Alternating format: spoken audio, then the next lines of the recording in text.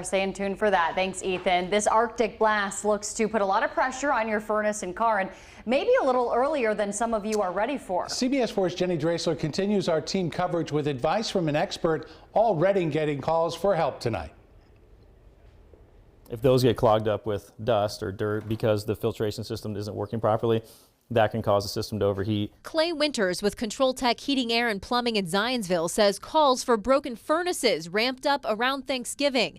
And right now they're getting hundreds of calls a day to fix them. So when the temperatures dropped below 30, so when they got down in the teens and everything like that, that's when we saw that uptick in the calls and everything. It's getting colder, it's getting windier and everything like that. So as that happens, that's when the call volume really goes up. Winters says the biggest thing you can do to keep your furnace in good shape as temperatures outside drop is make sure your air filters are clean. Keeping these changed regularly will definitely help. He recommends if your filter is 1 inch thick, change it once a month. If it's 5 inches thick, do that about twice a year. Another tip, keep all the vents in your house open. A lot of people like to close vents. Maybe it gets too hot upstairs, so they shut those vents, try to force the air down.